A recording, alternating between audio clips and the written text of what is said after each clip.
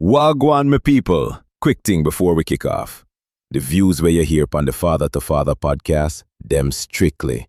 The hosts, guests, and contributors. Them now represent Catholic Notebook, Spirit Stream Studios, the diocese, university, or any affiliated groups, you see me? And remember, this podcast is strictly for adult ears, so listen up with discretion.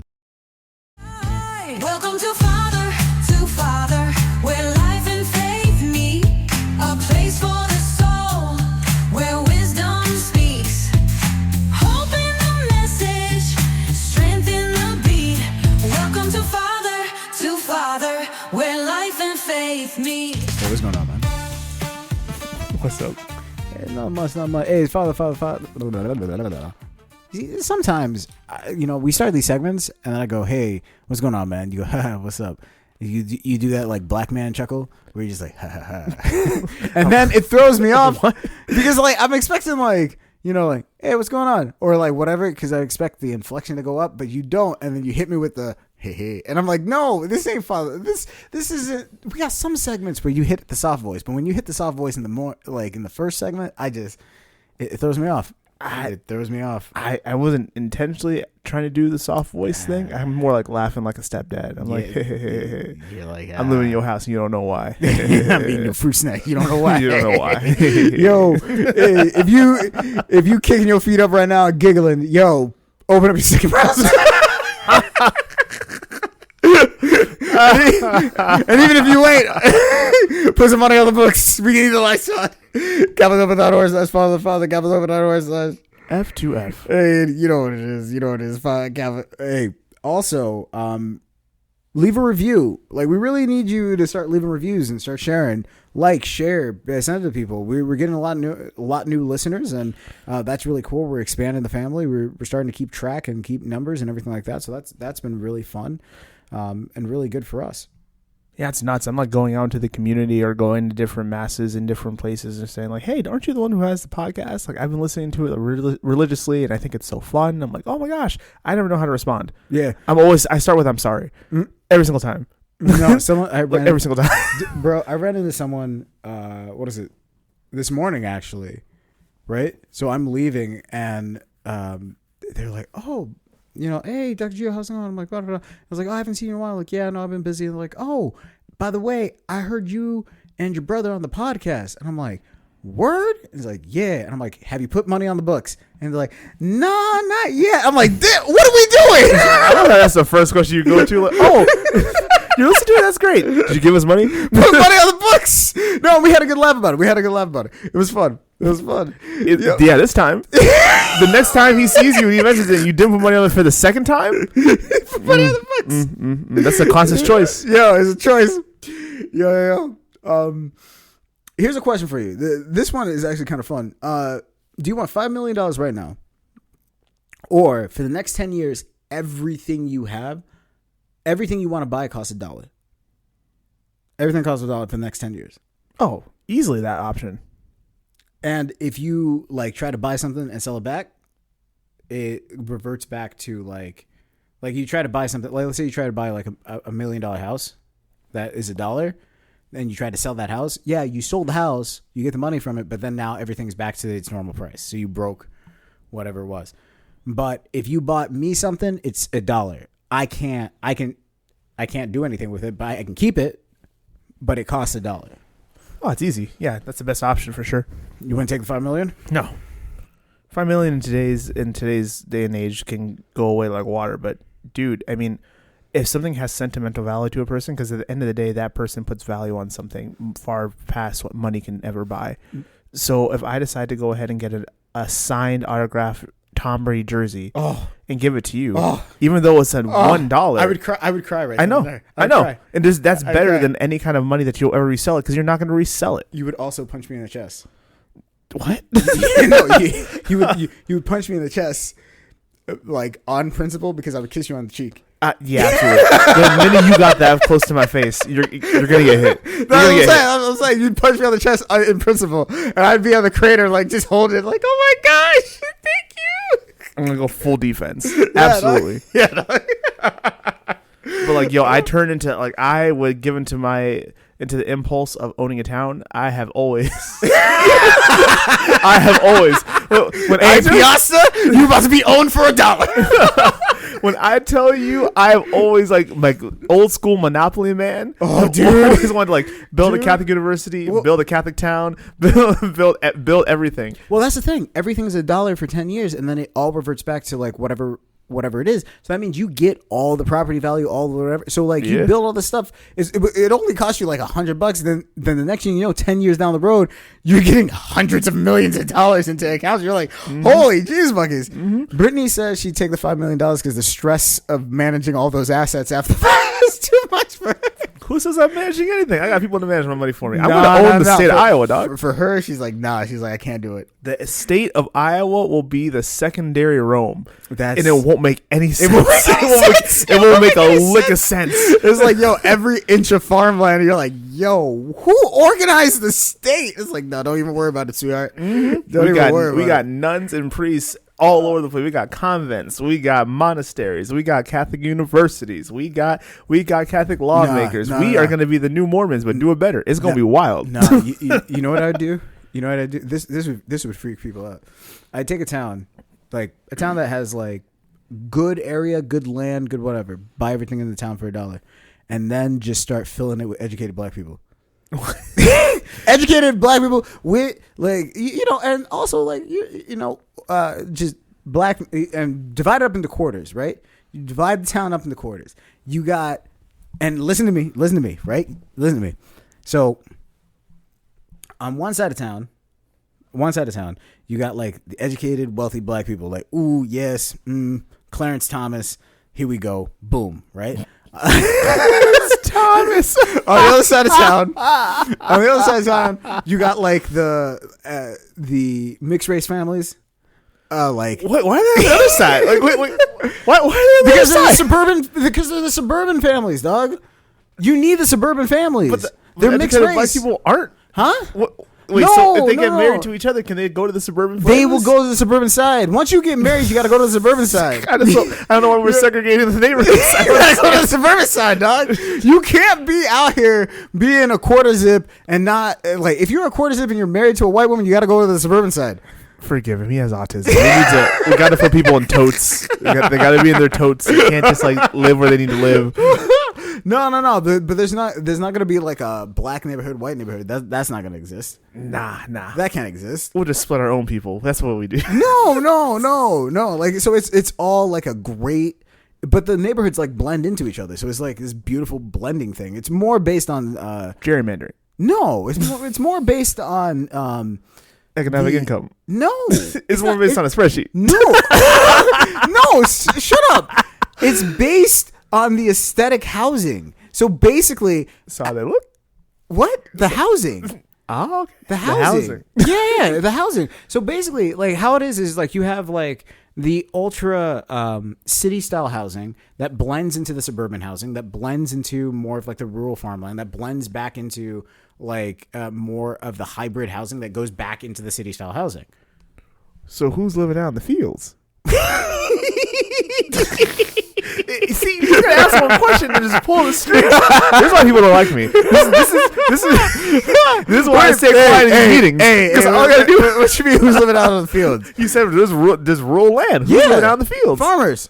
Well, what do the farmers look like? What do you mean what the farmers look like? You said you gonna put a whole bunch of white people there. I wonder what kind of people are you gonna put to be farmers? They could just be farmers. I'm not discriminating on the farmers. They could be whoever they want. I'm not trying to get canceled today, so I'm just gonna stop. The farmers can be whoever they want. Honestly, we don't really have. There's only 65 black farmers in the state of Iowa, so like, I don't think we can do. That's black our farmers. Googleable fact. Look it up. Yeah, dog.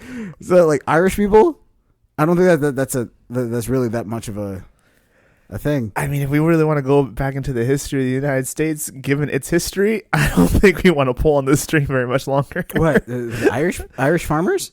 No, not Irish farmers. The Oh. history of the Irish with the how. With black people? Yeah. Is that bad?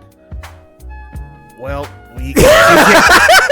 Hey, while Father Greg fills me in, let's get the show started.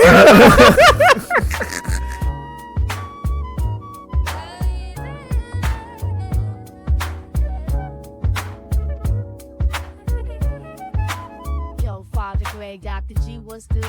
I know it sounds clear, I know it's misunderstood. The story's wild, yes, out there, no doubt. But just lean in close, just hear me out. Hear me. You ready for some Hear Me Outs? Yes. Hey, it's Hear Me Out. 5 stars, you did nothing wrong. 1 star, we got Confession on Thursdays. And if you're interested in doing Confession on Thursdays, let us know. Cafe Local Hour slash follow the fathers. Cafe Local Hour slash. F2F. So hear me out. Hey, hear me out. Am I wrong for making her leave voluntarily through aggressive hospitality? What? Dog, I don't know. My name is Nate, and I come from a pretty big family. A few years ago, one of my older brothers decided to spend some time doing nonprofit work overseas. He ended up in Spain, where he met one other volunteer on his team.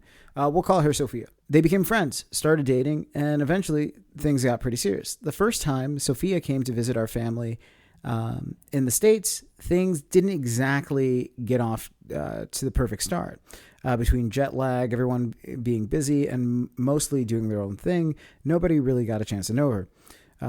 The one conversation I actually had with her somehow ended up with her explaining why she didn't understand why Americans were so proud of America. Big mistake. Not exactly the fastest way to become the favorite in the family. Fair enough. The next year, my brother stayed overseas, keep dating Sophia. We barely heard anything about the relationship, just random updates here and there. Then eventually he came back home. After being back for a little bit, he decided to take a week away by himself to think through some major life decisions, including where the relationship was heading.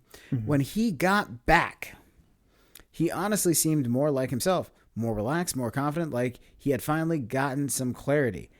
And then Sophia arrived. Miss America's not great.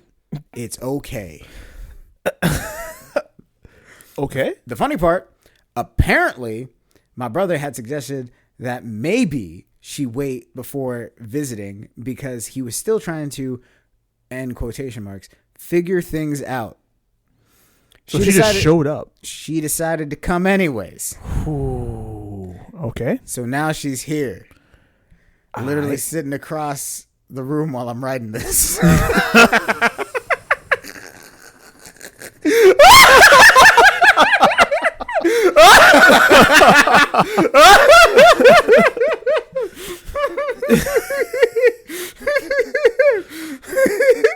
Yo.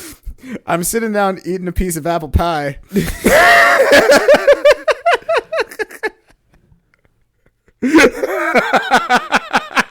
about as American as it gets. Oh, wait, don't make me laugh. Let me back up a little bit. Literally, she's sitting across the room while I'm writing. Literally sitting across the room while I'm writing this. I'm sitting down, eating a piece of apple pie, looking her dead in the eye every so often, and just smiling. And then going back to my phone to type this. Oh, no. Since arriving, she has managed to get annoyed with my older. Since arriving, she's managed to get annoyed with my older sister, and over the way she's been hosting, rejected my mom trying to do something nice for her, made comments that came across like my mom wasn't doing enough, and suggests my newly married brother should host her instead, even though the man just got back from his honeymoon. Then the final straw.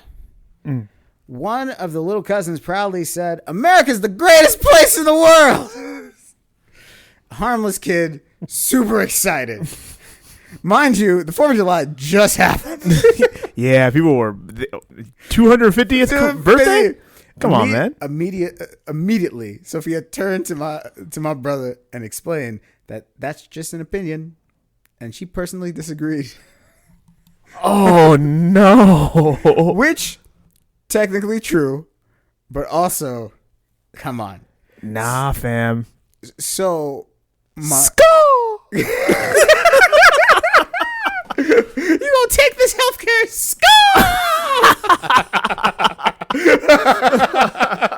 Back-to-back World War champs. Hey, undefeated. Also, I just want to say this: Spain, without us in 1996 and 2004, your currency would be garbage. I'm just saying, bailouts are a bitch. I'm just saying. If we want to keep records, I got records. Anyways, 245 billion over the course of 10 years in joint research studies ain't nothing. Yo, he just pulled out of the back, out the top of his head. Just nothing. Sorry. Look at the tism. It's okay.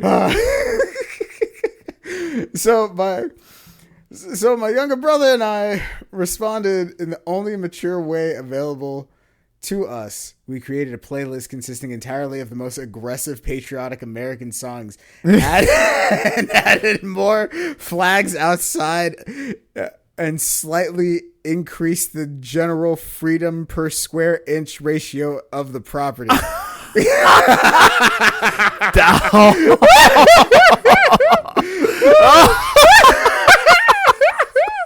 Oh, yo, you know that? Oh, I got thoughts. I got many thoughts. And nothing hostile, just hospitality with a theme. America. So hear me out. Am I wrong if I encouraged her to reconsider her travel plans through the power of overwhelming patriotic enthusiasm? Oh my gosh. So what do you think? Do you recap? I don't, but I think the people do. So basically, what it is like, it sounds like homeboy, his brother goes off, went to another country, Become a missionary. become a mission. I don't think he's a missionary. He just went to another country, dog. It's a nonprofit. Oh, okay. I like how you just automatically like you're like overseas. All you heard was nonprofit overseas. You're like missionary. Like dog, no. Going to Spain. It could be anything. You could be taking a long, long walk. It literally could be anything. Anyways, so he nonprofit overseas. Then he decided, like, he met this beautiful girl. Then he said, like, "Hey, yo," comes back. Is what it is, and she's just like, "Yo, cool. Also, why you really like America like that?" And he's like, the family's like America. And so It's a great country. it's rough. It's rough out in these streets. So then after that, like, a little bit, he comes back after a while. There is this like tension that is there between the two. He tells her to wait. She doesn't wait. She comes in anyways, flies in. She's there. Now he's eating apple pie, looking at her while typing this to send this in. It's like, yeah. And then him and his brother decided, yo, we about to America every square inch of this to make sure you know exactly where you are. And he's like, is this bad? Well, America. I'm gonna give you runway. What you think? well, that's a good question. That's an honest question. I haven't heard that in a long time. Let's put it like this. Da. You gotta give him the 5-finger, like, freedom discount. Rush Limbaugh from the top shelf. Hey, rest in peace. Rest in peace. Rest in peace, Rush Limbaugh. Oh my goodness. Okay, so let's break this apart, right? So we're dealing with a relationship between a young man and a young woman that originated in a country that's not ours. Yeah, Spain. Right? And so people start acting different. For all intents and purposes, to be as charitable as possible, people start acting different when they go outside their country. Yeah. They just do. Like they want to come ingratiate into the culture that they're spending time in, Yeah. of course, as they should, Yeah. If someone comes to America, we expect them to at least have some formal understanding about what is American culture, what's appropriate, what's not. Right. And so you do the same thing when you go to another country. Right. And so here's this individual young man traveling, taking some time, not only for himself, but also for other people to learn a new culture, learn a new environment, meets this young lady. I don't know anything about her real character outside of, I don't know, what's been put inside this. Hear me out, right? Yeah. So she could be a very remarkable individual. They could have a really solid relationship, but the way that this is written comes from a situation where you're dealing with another factor now. You're dealing with a relationship that is one way in that country, Yeah. and then a relationship that is another way within our country. Right. And what we would expect as hospitality and what we would expect as an openness to our own culture. Regardless of what anyone here who is listening to this podcast, what your religious affiliation is, what your political affiliation is, the truth holds clear, and it comes across very clear when we watch things like the World Cup. Right. Americans are very proud of their country. Yeah. And so we're going to say it. Yeah. We're going to say it. You may not love everything about it. It's messy, it is complicated, and things go haywire all the time. But all in all, nobody wants America to fail. Right. No rational person wants America to fail. Yeah. So for that being said, the other aspect of this situation is the family. He said he has a big family, right? So without Facts. saying the number, how many people are there, there's a lot of other opinions, a lot of other eyes, and a lot of expectation, especially if your other brother just got married. That means these other people who are in your family, your other siblings, are probably either married or going to get married or soon to be married sometime in the future. Their parents are Right. going to have to do this a lot. Right. A big family means that they want to stick together. A big family means that there's a lot of family meals. A big family means that everyone has opinions, everyone has a voice, everyone is loud all the time, and therefore they have ingratiated their lives to live together within some form of continuous harmony. Yeah. Now here comes his outside factor. The outside factor, it's a big deal because now the outside factor is expected not to be like everyone else, but to be a part of the whole. Yeah. It does not mean that you got to love America. It does not mean you got to do the same things that we do. It doesn't mean that you got to love the same music or the same food or nothing. But yo, you are one germ in an entire body of antibodies. And if you start moving sideways, a little bit too left, a little bit too right, you say the wrong thing at the wrong time, these white blood cells are going to kick you out of this body. Yeah. So you got to be careful. Yeah. I think on this particular chick's part, she's bold Well, to say something to the little kid. Well, two things. Right. And this is where you need to understand the European Union versus the United States. So Okay. like Spain is part of the European Union. So like the European Union is a union of countries that are, and it's a super governance body. And the reason why I'm going in on this is because it fundamentally does shape the way citizens within the European Union think about the world. Not all of them, but like enough of them do. So like when you look at it, you have Ireland, you have Spain, Portugal, the Netherlands, Sweden, Denmark, Germany, France, Italy, Czechia, Slovakia, Slovenia, and I can go on. There's tons of them and all over. And basically, the perspective of the European Union is that nationalism is bad. So the sense that you would be very strong in your own country's nationalism, that's not a good thing. That's the first marker to radicalism.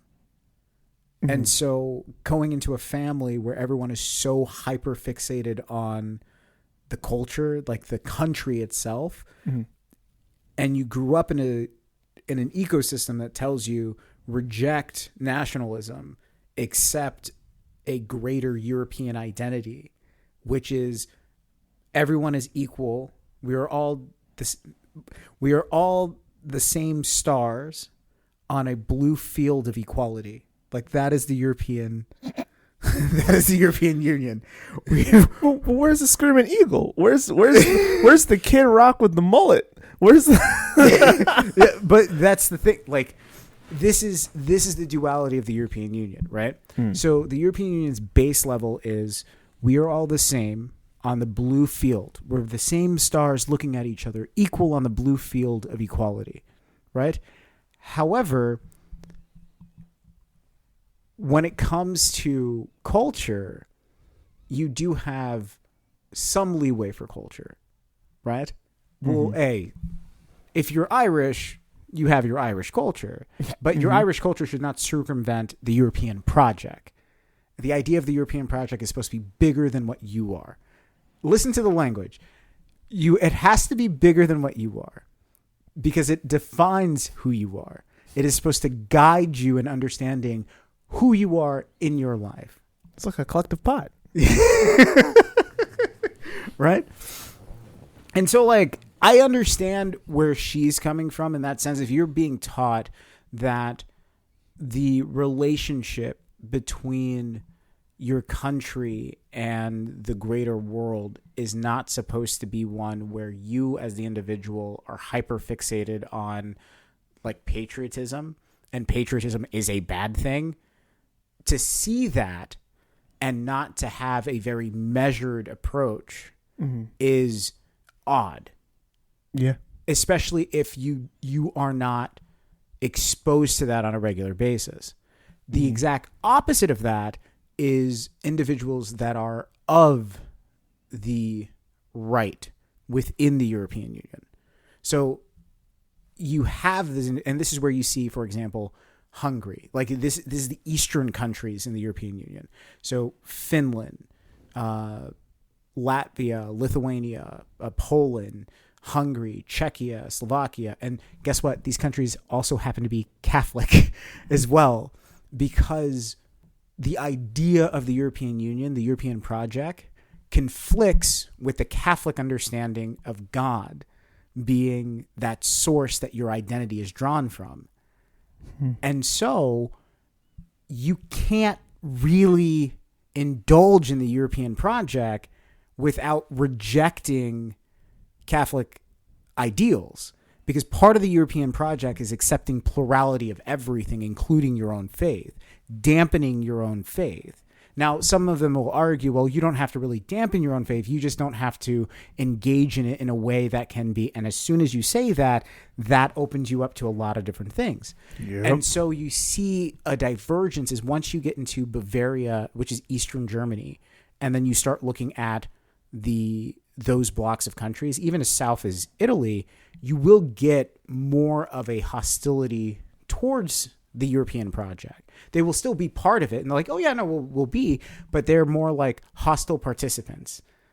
Whereas they're like, hey, we're a part of this, but if you think we're going to get rid of the crucifix, you're out your damn mind. If you think we're going to get rid of our celebration where we roll down the hill naked, you out your damn mind. If you think we're going to get rid of our burning a man thing, you're like, they have some very strong cultural things that they're like, you're out of your mind if you think we're going to do this. The one thing about the rolling down the hill naked and the talking cow, that's actually Iceland, but that's completely, Iceland's weird. It's a weird thing. Yeah, on the sticks. Okay. Yeah. They are really like the boonies of the Arctic world. But when you're looking at the Eastern world, that's pretty much what it is. So I say all that to say that like the European Union has a level of complexity to it, and depending on where you are in the European Union will determine how much exposure. And so the people who tend to love the American bravado tend to be from the eastern side of the European Union. They tend to be the Italians, the Romanians, Bulgarians, any of the Slavic countries, any of the Nordic countries. You're looking at specifically like Finland and all that stuff. You're looking at the countries that used to be under Soviet oppression at some point, as late as 1992 in some cases. Yeah. Where like Hungary, for example, has a great relationship with America. And you wouldn't think about that. You're like, why would Hungary have a great relationship with America? Well, because they remember what it was like to be forced to get rid of identity for the sake of something else. So the sense of, yes, we will be Hungarian, we will always be Hungarian, and we love it when people embrace who they are first before they do something else, that notion is ingrained in them. So when they see an American do it, they just remind themselves, oh yeah, that's kind of like us. And so when you hear Spain, when I'm reading this and I see Spain, I'm like, yeah, you're not going to see that as much in Spain. Like in Spain itself, they'll fight each other and you'll see factionalism in Spain. But then like going off, they're like, no, we are European. Like, you know what I mean? Ireland will be the same way. There's more of this factionalism. You're like, depending on where you are in Ireland, it's one way or the other. But for the most part, it's very much in that same vein. And so like I can understand where her hesitation is, and I can understand where her pushback is, because it's more of that. If I'm going to be enlightened, I cannot revert back to something that is going to lead me down to radicalism, because that is the thinking. I have to be enlightened to go down a different path, which is a struggle because in America, we don't think that way at all. Yeah, no. And so this is, to me, this is what I'm seeing, and this is what I like. And you kind of need to have that background And that's in the order question. to like understand like why she's responding the way that she's responding. But most people wouldn't have that background. No. Especially when all they see from a distance is, that's your opinion. And the kid's like, what? Yeah. Like you wouldn't, and it's a little bit of a like, what the hell are you doing? Kind of thing. But with that background understanding, you kind of approach a situation a lot differently. Yeah. Where you're sitting there going like, oh, okay, cool. So this is where you sit in the spectrum of things, and then the discussion now becomes completely different. So whereas it's not so much, I don't understand why you don't like America, the discussion now becomes, oh, do you think America is nationalistic? And that is a step before radicalism. Like, are you afraid of us radicalizing you? And that is a question. It's like, Yeah. Are you fighting radicalism right now? And it becomes, she might just say, yeah. like, Maybe. yeah, I think this is like a doorstep away from radicalism. Because she's like, yeah, why isn't your brother hosting me? And what's the difference between the brother that just got married? There's something specific about the brother that just got married that's not like. He just got off his honeymoon. He's trying to chill with his wife. But no, but at the same time, he may be far less in your face about far less patriot Possibly. than It's a possibility. the rest of the family is. And it's like, oh, I would much rather have him host because he seems far less radical. And that's and you have to also understand, Europeans are not going to be confrontational. They're going to be very polite about it. Yeah, I mean, this is all coming across awkward, but yeah, Yeah, they- it's for the gonna be- most part, yeah, they're it'll be trying. very It's polite. like a backhanded politeness. Yeah, it's very polite about it. So I don't know.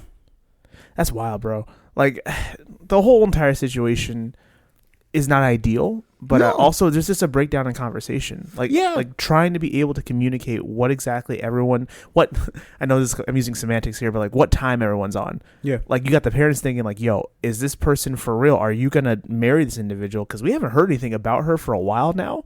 And she just kind of showed up here and you were just getting back to being the person that we remember you to be. And now Yeah. she's back and now things are weird. And so they don't know. And then you got the other side. It's like, hey, this is my girlfriend. And they're like, she is or she isn't? Well, But she's living in her house. Well, but It's hard. The thing is, though, like if he's and I can see this from his perspective. If I'm troggling between this European style of living, where it's very much muted, Oh, for sure. there isn't a lot of nationalism. There isn't a lot of like pride in the country outside of appropriate context. Like, course. if my country is fighting another country in soccer, sure. Yeah. But like, if we're just really good at like science, we're not going to be screaming out and be like, yeah, we're number one. Like, that's not a thing. Like, so like, what are we doing? Type of thing. So like, I can see if he is conflicted in that sense of like, I don't know where to place a lot of the ideals that I am used to. And also, it is something to say if you are in a very conservative ecosystem for so long, and then you go into a place that is more center left or centrist that moves away from that sense of like, yeah, you are wearing your ideology on your sleeve type of thing, and you have to pull back and be more muted and be more flat and be more pluralistic all the time. It does wear on you, and it becomes harder because you feel like you are less of yourself. You have to become less in order to become more socially acceptable. And so I can see a situation where if he's done that for a year and then comes back home, he's not going to look recognizable to anybody because he's become less and less like himself. And now that question is, do I like doing that, or do I really enjoy being the person that I am at base level? Yeah, he's adapted to his environment. Yeah. And it's like, which version of myself do I actually enjoy? That is the question. Yeah, it makes it far more complicated. Like this is far more complicated and far more nuanced. And I know we're like hee and ha-haing, but like the differences between the European Union and the United States are huge. And like culturally, and just the idea of, I don't think people recognize just how much being able to have a procession at church here in the US is just accessible. Whereas that's not a normal thing in the European Union, especially in Western Europe. Trying to make it more accessible. Like, it's just, but it's not a, do you understand in Germany that like local councils get a say on like the selection of bishops? Yeah, there's a lot of stuff that's going on in Germany right now. Like it's just, but it's been difficult. Right. But it's one of those things of like, that's kind of like, there's all these like weird idiosyncrasies and things like that, where you're just sitting there going like, huh, that's weird. And we, in our consciousness as Americans, we would never Think we're about like, that. that's inappropriate. No, never in a million years. I don't know a single council that would have enough actual information to know how to pick a bishop. Right. But then in a German council, they're like, nope, this since the year 1505, you know, such and such was this, and this is the treaty of whatever. So we're extrapolating the right to do, and it's like, excuse me? Exactly. And like, Yeah, for real. So like, there's so much like the understanding and the sense of engagement is different. It's so different. And so like, I guess when we're going back to the original question of like America, you know, every square inch of America, like I think it's a little, is it catharsis? Yes. Is it good release of catharsis? I think you're having a good fun. I'm going to give you a 3. I'm going to give you a 3. It's a little bit of a dick move. It is what it is. like it is. Like, is it great? Sure. It's great. It's great. It feels great. But in all actuality, it's not helping the situation at all. like you're not helping the situation. I mean, For less, you've given people 1. So don't even. I mean me. if I give a 1, it's purely malicious. You did what you did because it's malicious. You know what I wasn't give him a malicious? 3. I don't think it's malicious, but at the same time, it's not one of those situations where you're taking the time to figure out like, okay, what's actually going on here, and having a proactive conversation about like, hey, I clearly see that you're uncomfortable here, but I don't understand why. And I really want to understand why, because if you're going to be part of this family, there are things that we do here that clearly you're not connecting with. Yeah. So rather than us just fight you the entire time, can we just have a proactive conversation? And if she shuts that down, then go forth and prosper. You've done everything you possibly can do, and she's just a jerk at that point. That's but it true. doesn't really sound like you've had The conversation. that conversation. And no one's had that conversation yet. And everyone's just kind of skirting around it because to have that conversation is uncomfortable for everybody involved. And because of that, we kind of just skipped it and jumped straight to every square inch America. And so like that, for that, I'm going to have to give you a 3. Which, listen, I don't blame you. Rush Limbaugh the crap out of this. That's fine. But understand you're going to get this 3, boo-boo. Are you about to plead the 5th on this? No, I'm not. I'm not going to play the 5th. I mean, I'm going to give it a 4, though. I'm going to give it a 4 only because the conversation, like you said, has not been had. There's something that's unspoken here. Yeah, There's for something sure. going on between whether the relationship that needs to be done. I think from this individual's perspective as he's writing this, it's like, hey, you know, if this doesn't end up being a thing, none of us are really going to be upset. But if it does end up being a thing, like they do end up getting married, Yeah. this conversation needs to happen long before the marriage. And it's a multiple conversation type of thing. Yes, It's like multiple him and steps. her, and then like her and the family and him. Yeah. And then her and the family without him. I think once they see the commitment of this is my wife, this is going to be my wife, I love her, I choose her, she's staying. I think that's going to put a lot of this to rest. No. I'm just going to let you know this for free. It will not. Because it will bury it for sure. It will bury it, but it will not put it to rest because you still have that like why is she being a jerk? Well, that's the thing. Once you're in the family, it's like, all right, gloves are off.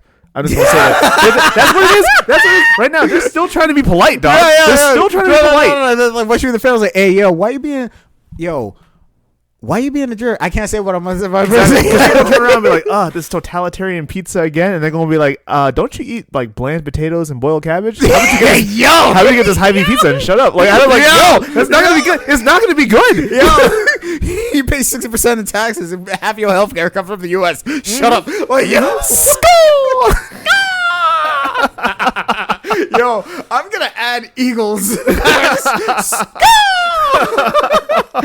let us know. Do we get it right? Do we get it wrong? Captain Over that horse says, Father, Captain Over that horse says, F2F. hey.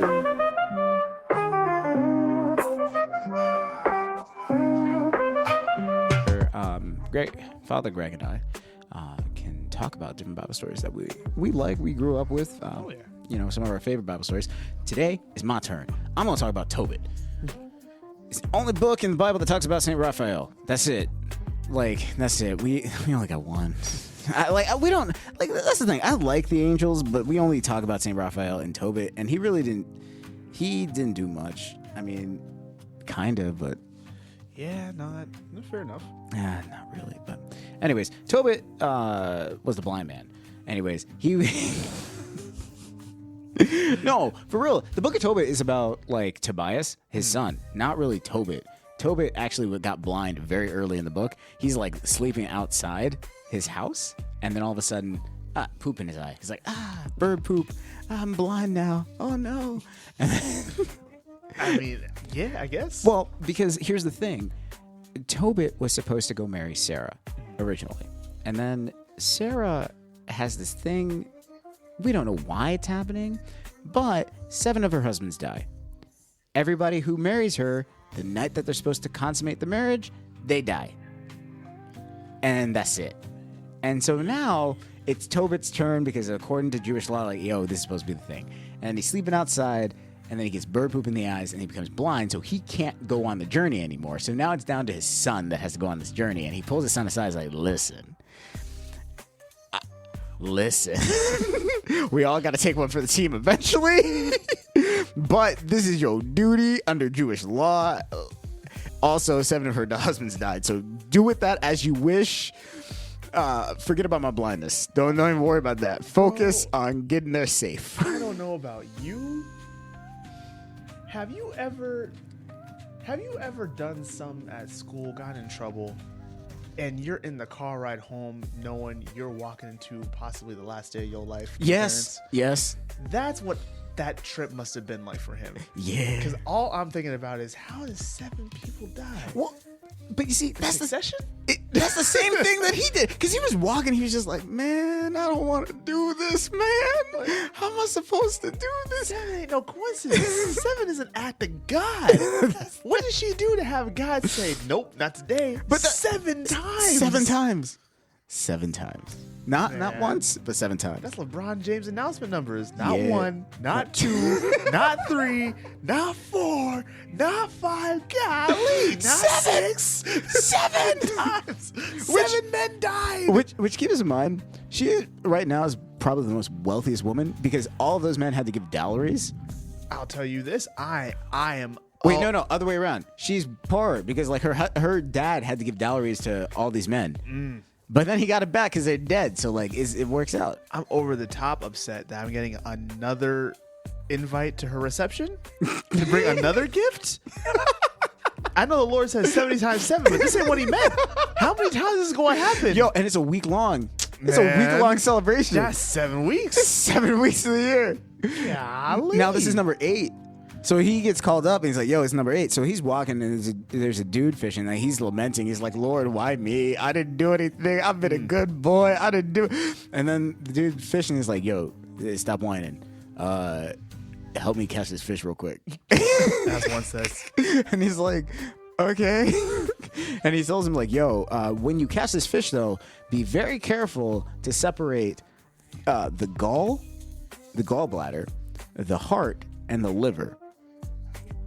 Make sure you separate it and make sure you separate them very carefully. You don't expose them at all. and I want you to wrap those in separate cloths. And you separate, keep the heart and the liver for Sarah. Like, make sure you keep that. So at night, when you go into her bed chambers, you're going to make a small little fire, and you're going to burn this. And this will be an offering that you're giving up to God. And you don't got to worry about it. All right? You don't got to worry about it, sweetheart. Once you burn the heart and the liver, everything's going to be okay. And he's like, okay. He's like, yeah. And then you can eat the flesh of the meat, the flesh of the fish, but only after you separate everything.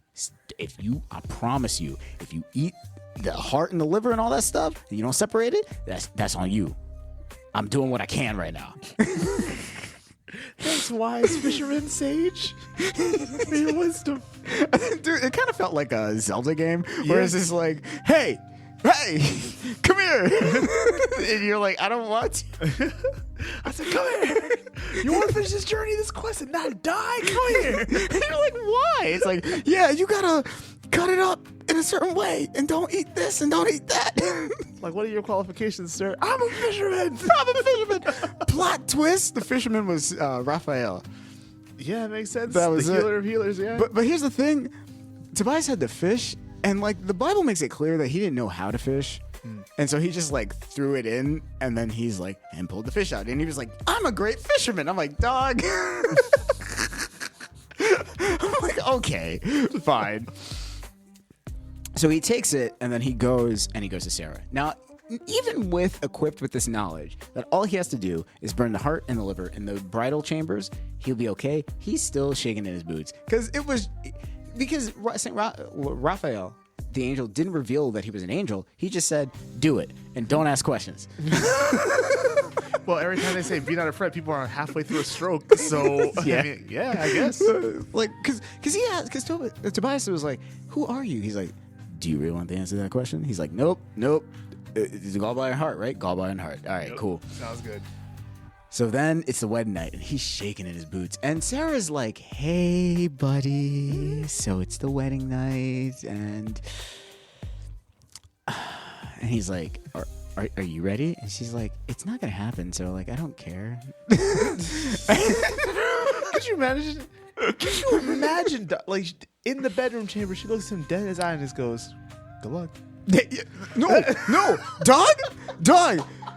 It says there, like, she very poetically, she's just basically at the end of the day, she's like, hey, I know 7 people before you mercilessly died at the hands of this evil spirit that has clung themselves to me, but I have a real good feeling about you. And then Tobias is like, you know what? Let's do this. Let's pray after I build this altar and burn this and offer up the liver and heart. After I offer up the liver and heart, we'll pray and we'll do all this stuff. Which is wild because you never thought to pray like before. Like after the first one, No. that wasn't a thought. No. After the third, Nah, the fifth, nah. And the she was sixth. Nah. And she was moved by that. She was like, "Oh my gosh, really?" He's like, "Yeah, let's do that." And for both our sakes. I guarantee you, Tobias was kind of like looking at it like, well, I'm going to pray for 2 reasons. One, offering this up to God is like an offering. But 2, in the event that the old fisherman was just talking out of him, like just talking, just random stuff, and I just was following the word of a random fisherman, Maybe. God can receive me with open arms. I was looking for your wisdom. I thought you said it. Turns out it was for someone else. My bad. My bad. So then, like, they burn the offering, and he's like, all right, now we wait. And the smoke was billowing in the room and all that stuff and da-da-da. And then he's like, we're waiting. And she's like, you need to consummate in order for us to figure out whether or not this is okay. And he's like, oh, yeah, right. But I'm tired. No. So then he completes consummation of the marriage. And then she's like, in the middle of it, she goes, the evil spirit is gone. Because you did it.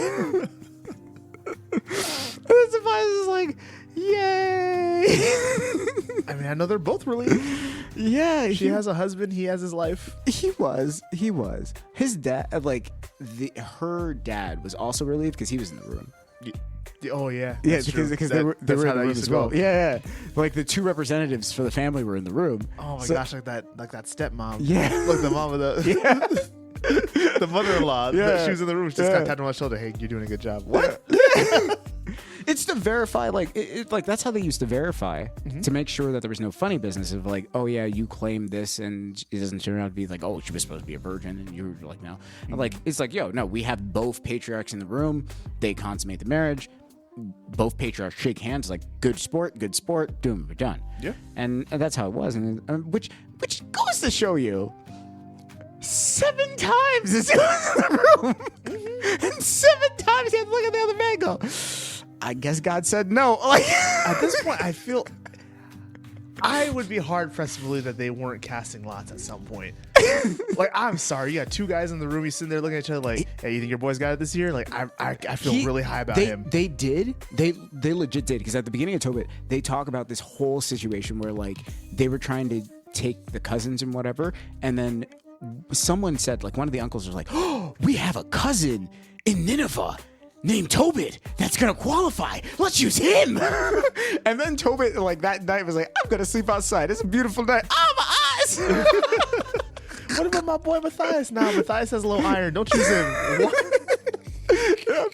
So then Tobit comes back, and Tobias comes back, and Tobit's just like, my son's dead. Like, he's already resigned himself to his son being dead. And then he's like, hey, Dad, I'm back. And he's like, oh, the Lord is just sending the spirit of my son. He's like, Dad, stop. So then he takes the gallbladder and then, like, uses it to cure the blindness of the dad, and that was it. Sweet. Yeah, and that's Tobit. That's Tobit. That is Tobit. That is Tobit for all you listeners. And that's today's episode, everybody. So, we love you. We're very special. Go forth and bear great fruit. Where life and faith meet. Father to Father is a production of Spirit Stream Studios. All rights reserved.